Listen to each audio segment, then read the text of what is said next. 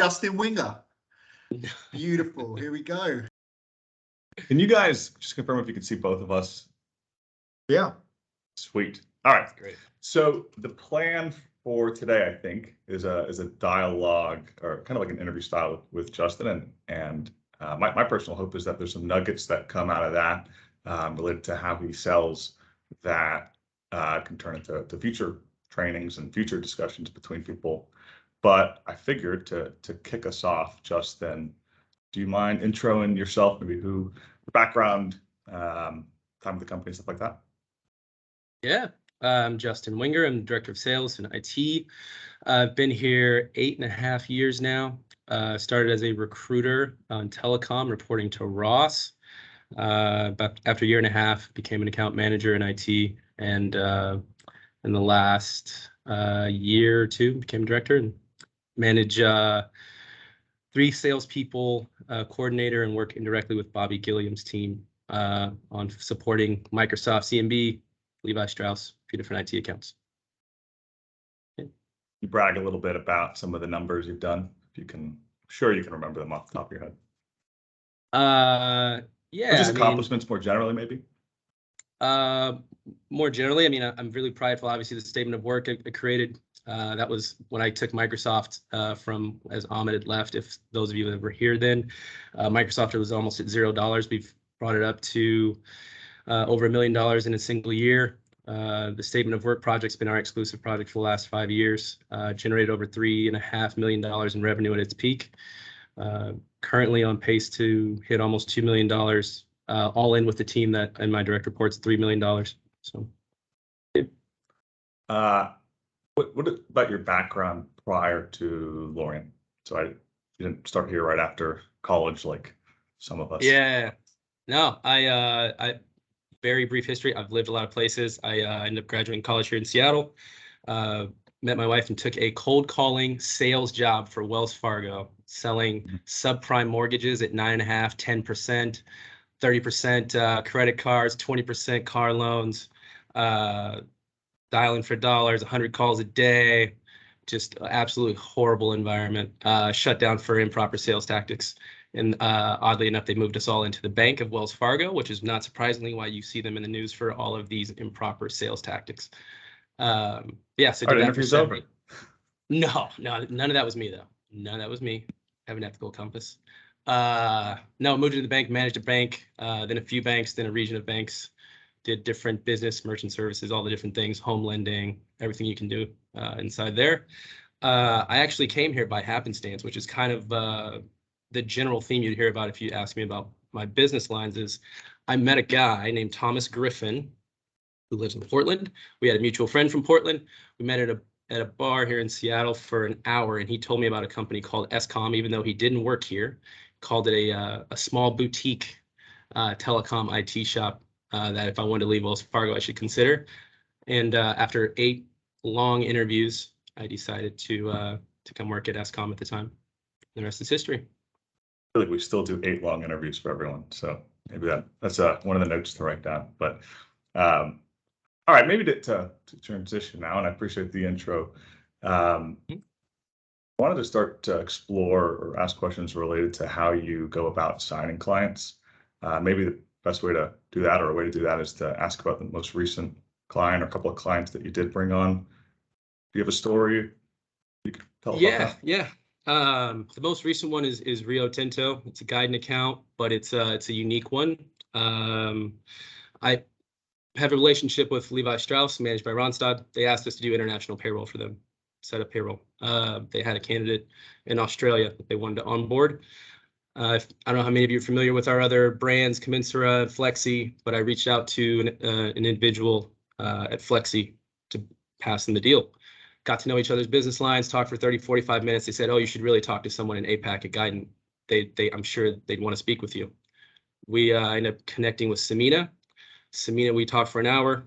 Great woman. Go into detail about this large mining company that's worth $65.5 billion in revenue a year called Rio Tinto. She said, we just added them to the program in the last year. They have US and Canada operations if it's something you'd want to consider. And I said, absolutely, went through the steps, and the rest is what we have today. So So how do you decide to like explore? And I apologize if I probably will end No, up you're cutting fine. you off a bunch. So You're good. how do you even decide how to like to explore that? So you obviously you did a bunch of steps that eventually ended up signing a client that we're not doing, starting to do Mhm. business with. But yeah, what's the thought process on whether or not to pursue that, or at what point do you go, hey, this is not really worth the time? I think a lot of people in your everyday life, you're talking to people and you're just having general conversations. If for me, I've just having a sales background. You always talk to people and you're hearing little things. You're talking about little things. So when I'm talking to the people at Flexi, for example, they're telling me about this guy came in from MedX in the UK. He's talking about his background and how Australia is this burgeoning market out there and how they're trying to find opportunities because there's so much IT there and there's so much this, that, and the other.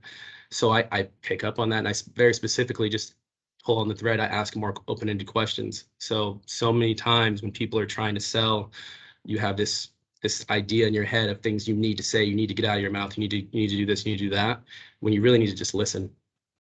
Frankly, I think if you listen and just pick up on things, it goes a long way. So that's all I did. That's You're in frankly, like exploration mode, digging out to see if yeah, I'm just what seeing, their I needs just are. want to know, I'm just curious. So like, I use the example of if you've ever been in a relationship, you met someone. When you meet someone, you're like at your best, you're all perked up, you're like Ryan McMahon, right? You're just like all hyped up and you're just having conversation, you're really interested, you're asking all the questions about somebody else. I do the same thing whenever I talk to somebody in a business capacity, actually in general anyway. That's just how I communicate. So yeah. Actually, that's a client that say you got through the course of the business. Do you have any other? I know you mentioned like heard a baseball story out of you. Can you Yeah, I was in tell us about Denver. that? Yeah, we were in Denver recently. I was sitting with my dad. Went out to see the team there, and my dad had a random lady friend in a game. Start talking to her. She's really nice. And I asked her, what do you do for a living? Like, how'd you meet my dad? Everything. She's like, oh, I'm a software development manager for a company called Helmer & Payne. And I said, that's amazing. I'm in tech staffing. We just opened an office in Denver. What a coincidence. Tell me about it. Tell me about, your group. She leads a Java development team, and they're an oil and gas company, and they're having pain. So you don't just talk, I'm not just talking at her. I'm just asking, it's like, what's your experience been like with hiring right now? How's the hybrid, lifestyle going for the company? She's telling me about how they keep getting candidates that aren't real and how all the things you hear about in IT, right? All the things that we know exist in the world. And I use examples of actually of Andy Lim and the SMT team. They do this 4-step process of screening. We have a history here. We have all these enterprise clients. We have all of this, that, and the other.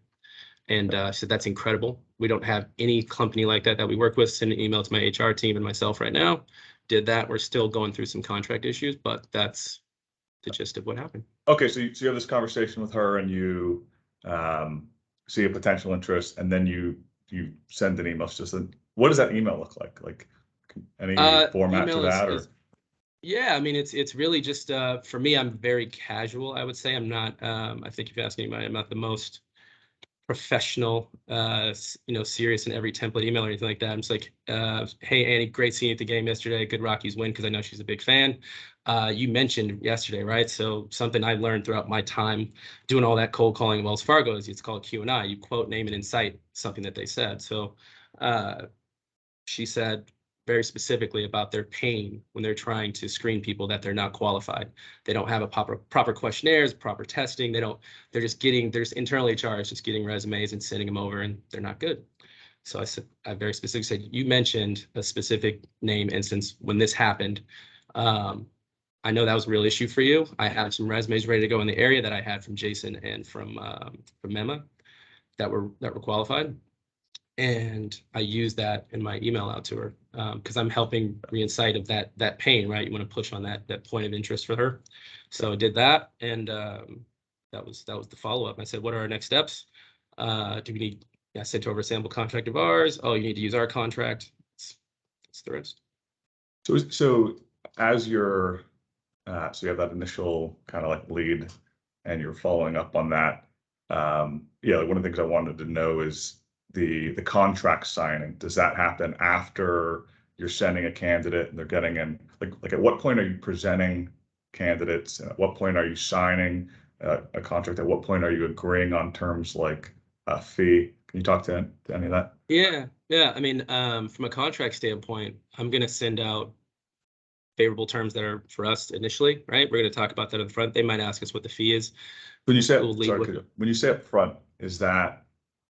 That's during our initial outreach. So, or during our initial outreach, initial meeting, and during my initial email, I'm going to say, hey, I want to get the process started because I know this can take a while. You have a legal team, I have a legal team. That can take some time, but I also know this is a priority for you. This needs to get filled, right? If you wait until after the fact, you're going to be behind the 8 ball. You're going to be waiting and waiting and waiting to get things going. When in actuality, there's no reason. These are two separate functions. There's no reason a manager can't forward that to the legal team while we're doing what we need to do to get the position filled. So I always do that on the front end personally. Absolute worst case, it doesn't work out. We can't fill a role or something goes wrong. We have a new logo. We have a new client to work with, and I can use her as a stepping stone.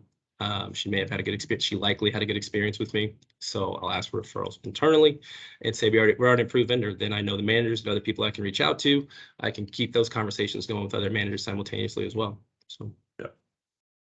It's just, and I'm thinking out loud, or it seems like both the well, certainly in terms of how you get leads, is like you're just keeping your eyes open for things, and it can look a million different ways. So it's not like you've got this is the one way that I search for new clients. It's you're like always proactively looking.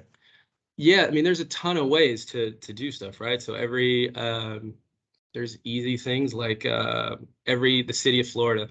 You can sign up to become an approved vendor to work the city of Florida in IT projects right now. It's a procurement website. You go in there, reach out to the procurement lead, get the contract signed, done. You could go onto Twitter. I found a million managers that go in there and say, I'm looking for a hire, because it's a more relaxed medium than like a LinkedIn. I could call a contractor, like you should, and check in and say, hey, what's the current situation in right now? The economy is what it is. Are you hiring? Are you laying people off? What's going on? What's your manager saying? What are your morning meetings like? I could go into, I mean, I don't do this as much anymore because I've got an established business, but if I have to, if I'm prospecting, you see a resume that you get sent that's leaving a company, contract's ending. Who's your manager? What's their experience like? I want to do a reference check. Done. There's a lot of different ways to find business, all of which don't have to be cold, frankly, in my opinion. There's a lot of warm ways you can look in your internal network, but a lot of it is just keeping your eyes open and being open to possibilities. I very rarely say no to at least exploring something. So, yeah. All right, let's just shift gears a little bit. I know a lot of our salespeople or account managers, they've got existing accounts, and we're probably looking for ways to build relationships or start relationships with hiring managers that are running through a program. Are there like tangible moves that you pull, or reasons why you will reach out, that you'll use to reach out to either managers that you have existing relationships with, or new managers that you don't have current relationships with? I mean, so yeah, absolutely. Both. Feel comfortable that I have a subject matter expert recruiter in LAS for support engineers. I feel like I'm very comfortable in the Microsoft stack technology.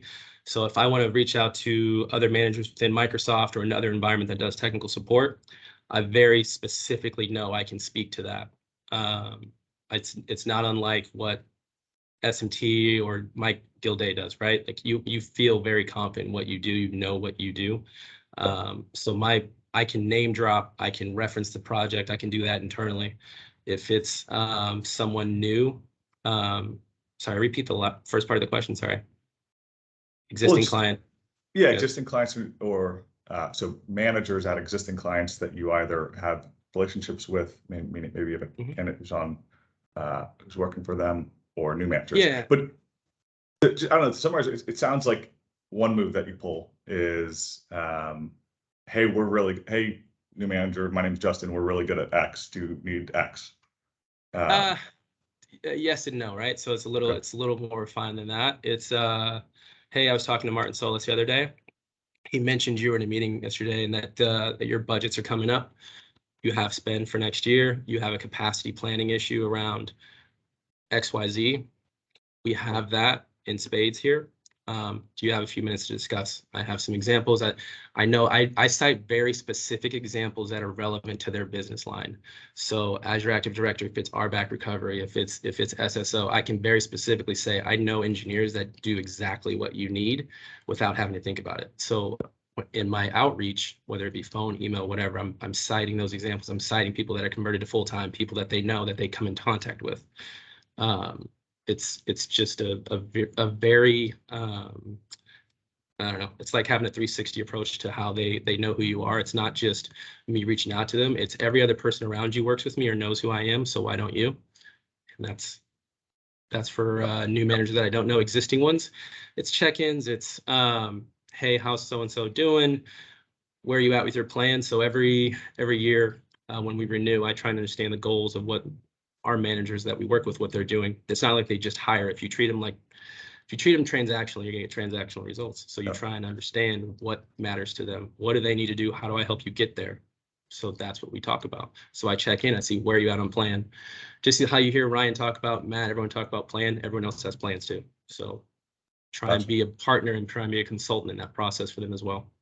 Yeah, maybe shifting again, a lot of our clients nowadays have an MSP. It kind of adds like a whole extra layer, maybe an extra sort of extra client in a sense that you have to deal with. What's your, do you have any thoughts on your relationship to the people at MSPs, at clients that we have? Like, are they a client? Are they a barrier? Like, what are your thoughts on how you honestly, it's the same thing. You're going to hear a very consistent theme.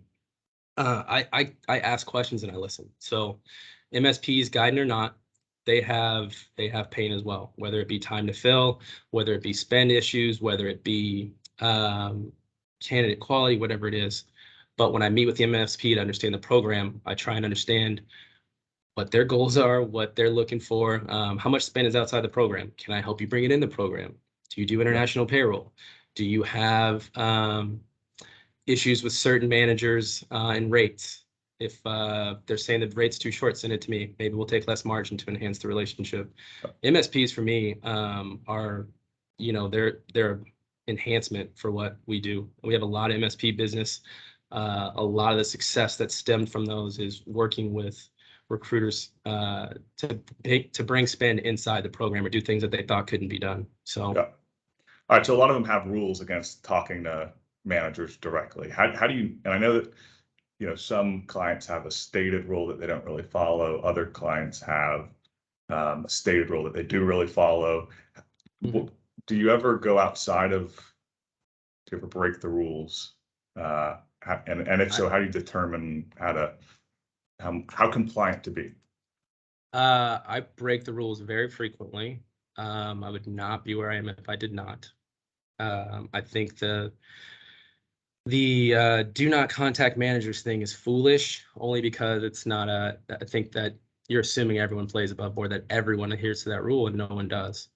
If you think someone at Tech Systems or Cognizant or wherever is just not talking to managers, you're kidding yourself. So I don't send out a template email to everyone. That could get red flagged. It could be.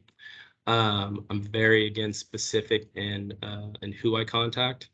And if we've had any sort of relationship success at that client at all, I'm working on getting an introduction from a contractor, from another manager, from an MSP, from someone very specifically. And I do push back on MSPs. When you say there's no manager contact, is it because you don't want things happening behind your back? If I CC you in the communication, does that make it better? Like, you really have to understand the why people say the things they say. So yeah. Okay. So are you avoiding emails? So I almost want to dig into that because that was interesting. That was an interesting one. So yeah, go for it. I'm not avoiding emails. If I send emails that are cold, if I do that, it's going to have to be generic. It can't be, if it's an MSP account that I'm very concerned about getting in trouble with, I'm very prescriptive of what I say. I'm not saying I want Rex, I want Rex, I want Rex. I'm saying, try to think of an example of a recent one. We're a new supplier to the program. We have expertise in these areas. I understand you're a newer manager that hasn't used the program before. we're a sister entity of Guidant or we're not. We do this, X, Y, and Z, just so you're aware of what we do. If you have some questions, anything that can help you out on stuff like that, it just depends on the situation. But it's safe to say it's something like your MO is something like you're going, even when there's a general rule, you're probably going to look for ways to talk to managers, and you're just going to be more strategic and careful about how I do it. And that's usually if it's a cold new thing, it's a phone call. It's not an email. I don't, to your point, I don't like having digital fingerprints of everything I do when I'm reaching out to managers, not initial ones anyway. Shifting again, because I'm trying to be cognizant of time, although I like that topic quite a bit. So I think there's, I don't know, maybe some tangible communications we can talk about after and perhaps send to the masses. But Cool. what do you view your relationship to recruiters as? I will say that for me personally, you were definitely a mentor. I think you were a big part of the reason that I got to where I'm at. And I know of several other recruiters that you've done something similar to, whether it was intentional or not. So I guess I'll re-ask the first part of that. How do you view your relationship to recruiters as a sales or account manager? What do you think? What do you think that dynamic is? I mean, thank you first of all for saying that. But I value recruiters. Ryan would disagree, but I think recruiting is harder than sales, and just because I've done both, and I think I've never felt sales for me has been very, very challenging. Trying to find someone and trying to understand the needs of a manager and all the different variables that can go wrong, I think is challenging. So I think it's incredibly important. I think if you're not investing time with the recruiters, then you're doing a disservice to yourself. You cannot be successful in this job without a successful recruiter or recruiters on your teams, on your projects. So, I've talked to Laz, Bobby, yourself almost on a daily basis for long periods of time. And we've looked at things like, what are your search threads? What are your struggles? Let's share a screen. Let's look at it. This is what I'm hearing. Get on calls with me. This is what I would search. This is what I'm seeing. I'll do a call for you. You do a call for me. Like having someone to support you on an account exclusively or semi-exclusively is incredibly valuable. If I didn't have Laz and Bobby repping, 2 of my accounts, I don't know where they would be, right? But they took ownership of those. They've been very successful with those, and it's worked out. It's the same thing I would say for any AE. I think you look at Gilday, you look at I'm trying to think of those right now. Even Andy Lem right now, anyone that's having a lot of success right now has a singular recruiter or recruiters that are owning their account, and that relationship needs to be. You need to build on that. You need to invest time in that. So there's I don't know exactly how to ask the question, but I wonder how closely you view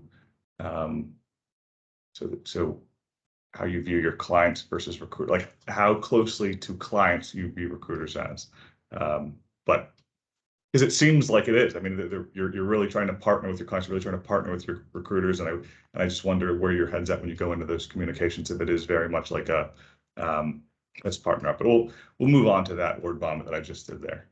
okay. Do you have any like external materials that are worth that you think are worth sharing to the group, or maybe closing comments? I do want to give a couple minutes in case anyone else has a one-off question.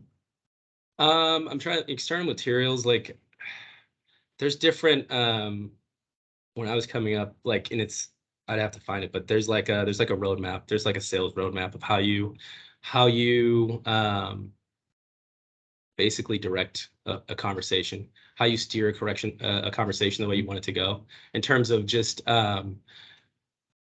not going out straight asking for business, but when you're going through that pain points and the features and benefits and the issues and how you then bring into the money into the, like how you just basically the ebb and flow of it.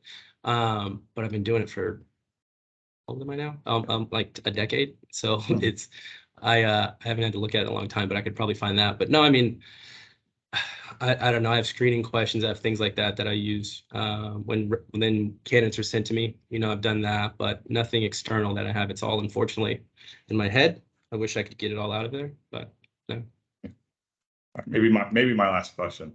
What do you think are some of or the biggest misconception about sales, or account management or like that for you to? I would say in this industry, and maybe it's just because where I came from, but like I do not think this is a hard sales job. You offer something that someone needs for free. They don't pay for it unless they get what they want. So where is the concern about asking questions? I think, the old adage of like the worst thing they're going to say is no is very true. But like if you present yourself and you do research and you know what you're saying and you're talking to someone that has a need, there's no reason for them to say no. There's literally no reason. The MSP, like, don't talk to managers thing. I don't know if I should say that or not, but like, get your wrist slapped. How much trouble? You're not going to get kicked out of a program, right? You're going to get kicked out of a program for talking to one manager. With how difficult it is to get into a program, come on. Like, MSPs need us just as much as we need them. So I would say that's a misnomer people have to let go of. So maybe my reformulation of what you just said, not that it needed reformulation, is like one of the things I'll tell new recruiters is like you're reaching out to someone about something that they are happy to talk about. And it seems like from a sales perspective, maybe something similar is going on. You're reaching out and you genuinely could offer them something. And in that respect, it can make the conversation easier. Yeah, I think Ryan Thorson used a good adage. You're talking about a moment that's this small in your life and you're making it this big, you're doing it wrong. It's a really small amount of time that you're focused in on. So yeah, pick up the phone, call people, reach out to people. Be authentic, be yourself though. Don't try and be someone else when you're doing it, because you're doing that, it's not going to work. So I really appreciate it. Any questions? Maybe we have time for one from anyone who joined. Pause for 5 more seconds, Brandon. Good. All right. If nobody's gonna ask a question, I'll just add in, because I like to do that. Just to reiterate, Justin's success has a lot to do with the fact that he pays attention to everything going on around him at all times. He has a better feel for what's going on in the company. Not just a lot of times we're focused in on what's directly happening on our accounts or our team or our brand.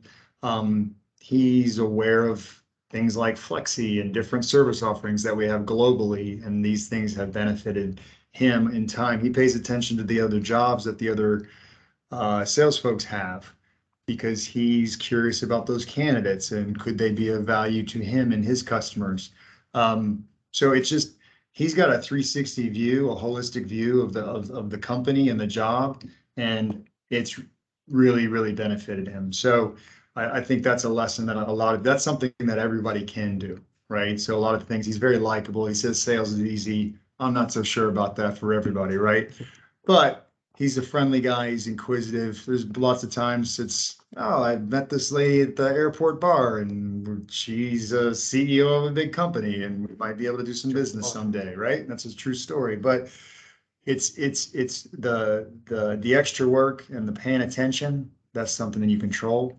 And I think that everybody would benefit. So you see these company communications come through, maybe read them. I don't know. But great format. This was awesome. Good job, Brandon, by the way. You've got a future on like 60 Minutes or something like that. Great moderator. This was an audition tape, by the way. For sure. You guys are awesome. Justin. This is a good way to kick off this series. Nice job, guys. Anybody have any questions now? All right. Thanks, Justin. Thanks, everyone, for joining. Thank you. Beautiful. Adios. Great job, Good boys. Thanks, Justin. Thank you. Thank you. Great job, guys.